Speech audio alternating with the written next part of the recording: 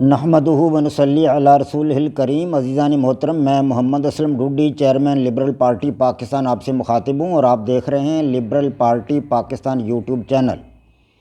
عزیزان محترم، آپ کو پتہ ہے کہ اس چینل کے توسط سے آپ کے سامنے لبرل پارٹی پاکستان کا منشور بیان کیا جاتا ہے اور میں اسی مقصد کے لیے آپ کے سامنے وقتاً فوقتاً اپنے خیالات کا اظہار کرتا رہتا ہوں۔ آج جس موضوع پر میں آپ کے سامنے بولوں گا وہ میری کتاب جدلیاتی لبرلزم کا ایپیسوڈ نمبر 27 ہے۔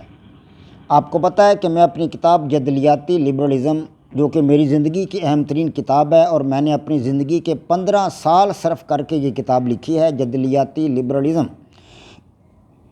یہ کتاب میں آپ کے سامنے ایپیسوڈز کی صورت میں پیش کر رہا ہوں تاکہ عوام الناس اس سے فائدہ اٹھا سکیں۔ تو آج میں اپنی اس کتاب کا ایپیسوڈ نمبر 27 آپ کے سامنے بیان کر رہا ہوں۔ میں ان دنوں جو کچھ بتا رہا ہوں وہ 19ویں صدی کے حالات و واقعات ہیں مادہ پر تحقیق کے، کہ 19ویں صدی میں مادہ پر تحقیق کرنے والے کون کون لوگ تھے اور انہوں نے مادہ پر کیا کیا تحقیقات کیں۔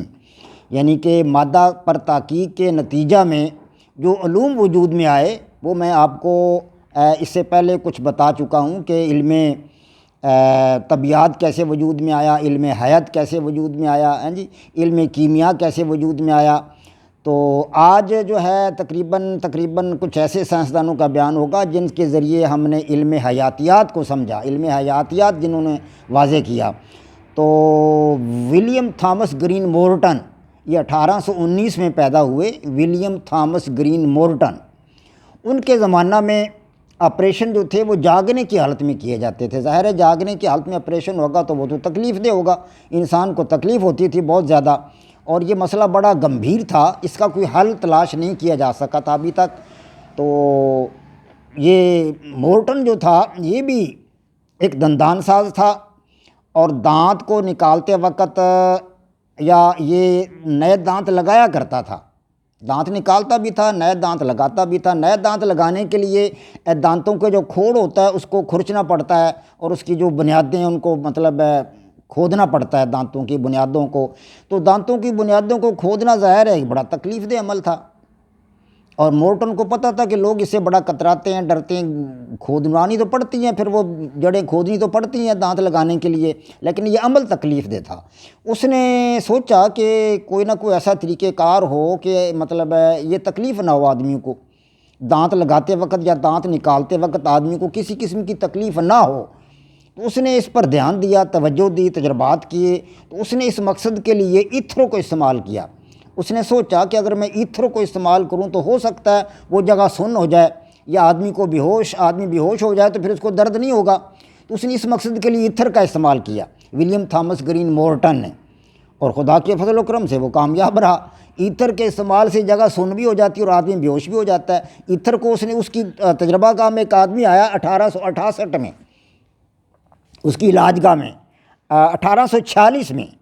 1846 میں ایک آدمی اس کی علاج گاہ میں آیا اور اس کو دانت کا شدید درد تھا، وہ دانت نکلوانا چاہتا تھا۔ تو مورٹن نے اس سے کہا کہ بھئی میں آپ کے دانت تو نکال دوں گا لیکن میں دوائی استعمال کروں گا اس کے لیے۔ اس نے کہا جی آپ بالکل استعمال کرو، میری تو جان نکلی جا رہی ہے، میں تو کچھ بھی کریں آپ، میں تیار ہوں، آپ دوائی کا استعمال کریں اور میرا دانت نکالیں۔ تو مورٹن نے اس پر ایتھر کا استعمال کیا، ایتھر سے وہ بیہوش ہو گیا۔ بیہوش ہوتے ہی اس نے دانت نکال کے باہر پھینک دیا، تو اس کو پتہ بھی نہ چلا۔ جب اس آدمی کو ہوش ہے تو اس نے پوچھا مورٹن نے بھی آپ کو کچھ پتہ چلا دانت آپ کا میں نے نکال دیا ہے؟ تو اس نے کہا جی مجھے تو پتہ ہی نہیں چلا۔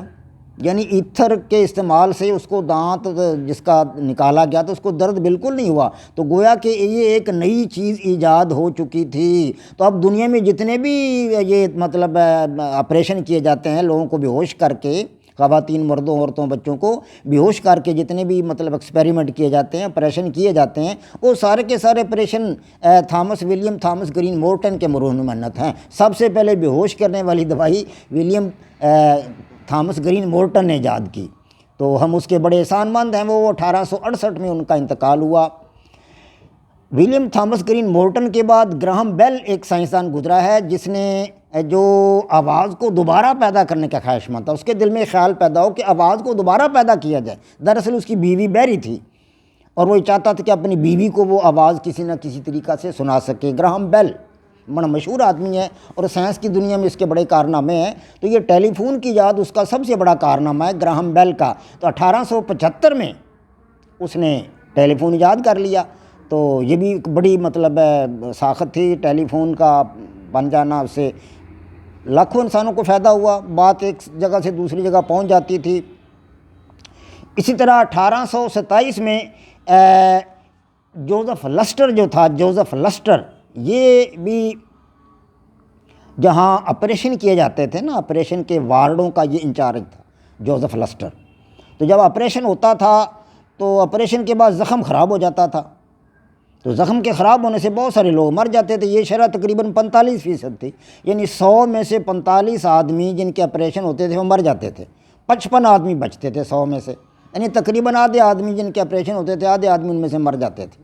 تو یہ تو بڑی شرح، بہت خراب شرح تھی اور بڑی انتہائی نقصان دہ شرح تھی کہ اتنے آدمیوں کا نقصان ہو جانا، مر جانا اتنے آدمیوں کا، بہت بڑی بات تھی۔ تو جوزف لسٹر نے سوچا کہ اس کا کوئی حل ہونا چاہیے۔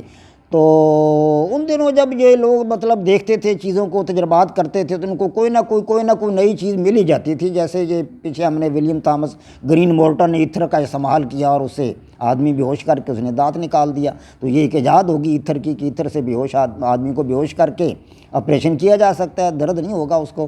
تو اسی طرح یہ اس نے اپنے نے جوزف لسٹر نے بھی ایسی کوئی چیز تلاش کرنا چاہی کہ جس سے زخم خراب نہ ہو۔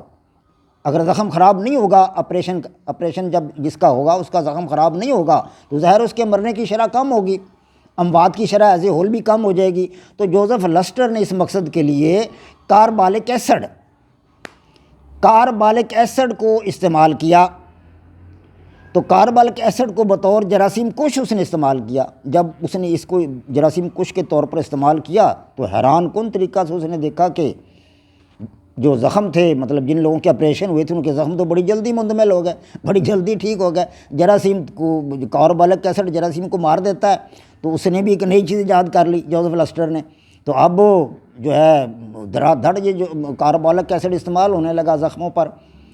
جب بھی کسی کا آپریشن ہوتا تھا کاربالک ایسڈ استعمال کرتے تھے اور وہ زخم جلدی ٹھیک ہو جاتا تھا، جراثیم مر جاتے تھے اور وہ آدمی بچ جاتا تھا۔ اس طرح آپریشن کے بعد جو شرح اموات تھی وہ مکمل طور پر بہت حد تک کم ہوگی۔ پہلے میں نے آپ کو بتایا کہ آپریشن سے مرنے والوں کی شرح 45% تھی، 55 آدمی بچتے تھے، 45 مر جاتے تھے۔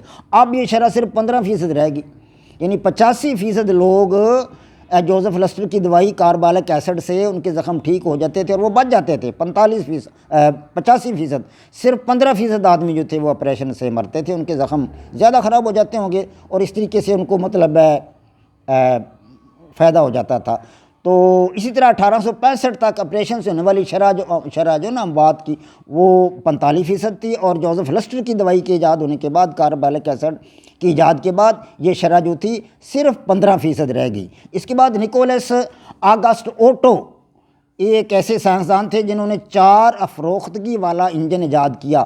4 افروختگی والا انجن، اس انجن کی بنیاد پر بعد ازاں 4 سٹروک والا انجن، تو اس انجن کی بنیاد پر بعد ازاں موٹر گاڑیاں بن گئیں، موٹر کار بنائی گئی اسی بنیاد پر، اور موٹر کار کے بعد تو پھر لائن لگ گئی گاڑیوں کی، بہت زیادہ گاڑیاں بن گئیں، ٹرک بننے لگے، بسیں بننے لگیں، 4 پہیوں والی گاڑیاں جو تھیں وہ بن گئیں، زیادہ پہیوں والی گاڑیاں بھی بن گئیں، تو بہت زیادہ بڑے بڑے انجن ایجاد ہو گئے۔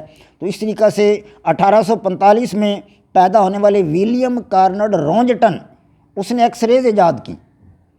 ایکس ریز کی ایجاد سے بھی بڑا انقلاب برپا ہوا۔ ایکس ریز کی ایجاد سے تو آدمی کے، انسانوں کے اندر جو رسوڑی ہوتی ہے پیٹ میں یا جہاں بھی ہو، اس کو ایکس ریز سے ان کو ختم کیا جا سکتا تھا، رسوڑی کو، یا اس کی افزائش کو روکا جا سکتا تھا۔ یہ بڑی اہم ایجاد تھی ایکس ریز کی دریافت، تو ولیم کارنڈ رونجٹن نے ان کو ایجاد کیا تھا۔ اسی طرح جو پتھری ہوتی ہے، اس میں گردے میں ہو سکتی ہے پتھری یا مثانے میں ہو سکتی ہے پتھری، اس پتھری کو بھی ایکس ریز کی مدد سے ختم کیا جا سکتا تھا۔ تو یہ بڑی اہم ایجاد تھی۔ تو گویا کہ اب جو ہے نا ولیم ہاروے، اب سائنس جو ہے یہ William Harvey, Antonie van Leeuwenhoek, Edward Jenner اور لوئس پاسچر، چارلس ڈارون اور گریگر مینڈل، ان لوگوں کی تحقیقات کے نتیجہ میں سائنس کی ایک نئی شاخ وجود میں آ گئی تھی جسے حیاتیات یا بیالوجی کا نام دیا۔ ان سائنسدانوں کا نام دوبارہ سن لیں: William Harvey, Antonie van Leeuwenhoek, Edward Jenner, Louis Pasteur, Charles Darwin اور گریگر مینڈل۔ ان لوگوں کی تحقیقات کے نتیجہ میں سائنس اب ایک نئی شاخ سائنس کی وجود میں آ گئی جس کا نام حیاتیات، جسے ہم بایولوجی کہتے ہیں۔ گویا کہ اب سائنس کیا بن گئی تھی؟ اب سائنس جو تھی وہ اقلیدس کے ریاضی، کوپرنیکس کے علم حیات، نیوٹن کے علم طبیعیات، انتونی لارنٹ لاؤزر اور جان ڈالٹن کے علم کیمیا، اور لوئس پاسچر، چارلس ڈارون اور گریگر مینڈل کے علم حیاتیات کا نام تھا۔ اب یہ سائنس کی 4 شاخیں ایجاد ہو چکی تھیں۔ 4 شاخیں سائنس کی ایجاد ہو گئی تھیں جو 9th 10th کلاس کے طلباء، 11th 12th کلاس کے طلباء، آگے BSc آگے MSc میں یہی علوم پڑھائے جاتے ہیں۔ تو گویا میں نے آپ کو تقریباً تمام علوم جو سائنس کی جتنی بھی شاخیں ہیں وہ کس طرح ایجاد ہوئیں، کن کن لوگوں نے مطلب ان کی ایجاد میں کام کیا، وجود میں آئیں یہ سائنس کی شاخیں، اور کن کن سائنسدانوں نے ان میں کام کیا، یہ تقریباً ساری باتیں میں نے آپ کو بتا دی ہیں۔ 19ویں صدی تک اتنا یہ کام مکمل ہو چکا تھا، ابھی کچھ لوگ اور باقی ہیں 20ویں صدی کے۔ تو جب 19ویں صدی کا اختتام ہو رہا تھا، یعنی ان سائنسدانوں نے اپنا کام پایا تکمیل تک پہنچا دیا تھا، تو اس وقت تک یہ صنعت کا دور تھا یورپ میں۔ اس وقت صنعت عروج پر تھی یورپ میں، یعنی وہاں بڑے بڑے کارخانے لگ چکے تھے، بڑی بڑی ملیں لگ چکی تھیں، کارخانے لگ چکے تھے، فیکٹریاں لگ چکی تھیں، اور وہ مشینیں دھڑا دھڑ چیزیں پیدا کر رہی تھیں، اور وہ چیزیں اہل یورپ جو تھے وہ ہمارے علاقے کے لوگوں کو، مشرق وسطیٰ کو، مشرق بعید کو، چائنا کو، رشیا کو، ادھر جو ہمارا علاقہ ہے مطلب وسطی اپنا کیا نام مشرق وسطیٰ ہے جی ادھر، اور یہ دیگر جو علاقے ہیں جتنے بھی افریقی ممالک ہیں اور ہمارا بر صغیر ہے، ان علاقوں کو وہ اپنی بنائی ہوئی چیزیں فروخت کرتے تھے اور پیسہ کما رہے تھے، زر مبادلہ کما رہے تھے دھڑا دھڑ اہل مغرب۔ پھر ان کے دل میں خیال آیا کہ ہم اتنی چیزیں بنا رہے ہیں، ہم نے مطلب ایسی چیزیں ایجاد کر لی ہیں، فیکٹریاں لگا لی ہیں، ادھر اہل مشرق کے پاس تو کچھ بھی نہیں ہے، تو کیوں نہ اپنا یہ اسلحہ بندوقیں لے کر ادھر جائیں اور ان کے علاقوں پر قبضہ کر لیں۔ تو پھر وہ اپنا اسلحہ لے کر ادھر آئے، پھر انہوں نے تمام علاقوں پر قبضہ کر لیا۔ ان کے پاس بندوقیں تھیں، ان کے پاس تو بیچاروں کے پاس خنجر تلواریں تھیں، ان کے پاس بندوقیں تھیں، توپیں تھیں، بہت بڑا اسلحہ، وہ نئی طرز کا اسلحہ وہ ایجاد کر چکے تھے۔ ان کے پاس کچھ بھی نہیں تھا، اہل مشرق کے پاس یہ تو سوئے ہوئے تھے۔ اس وقت بھی ان کے ہاں راجواڑے تھے، بادشاہتیں تھیں، بس وہ اپنی عیش کر رہے تھے۔